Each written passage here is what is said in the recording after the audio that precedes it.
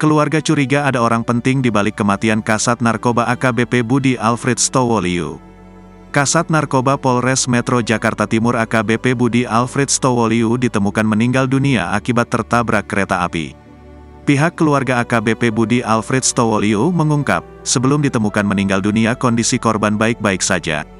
AKBP Budi Alfred Stowoliu beberapa saat sebelum ditemukan meninggal dunia bahkan sempat merapikan ruangan kerjanya bersama keponakan.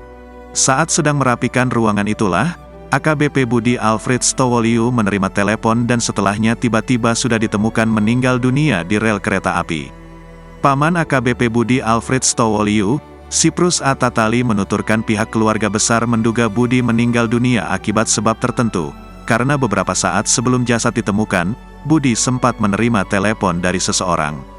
Belum diketahui siapa sosok yang menghubungi Budi karena handphone korban kini diamankan. Namun, pihak keluarga menduga sosok tersebut merupakan orang berkedudukan.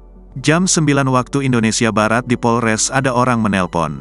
Anehnya, Budi berangkat naik Grab, padahal ada mobil pribadi. Kalau dia naik Grab berarti yang menelpon orang selevel, tidak di bawah, katanya.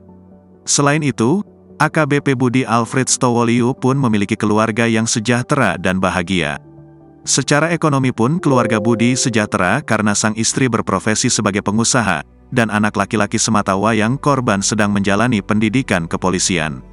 Anak cuman satu. Dari sisi kesejahteraan itu tidak mungkin kalau gangguan jiwa tidak mungkin karena dia sekarang dapat tugas baru Kasat Narkoba Polres Jakarta Timur, ujar Siprus.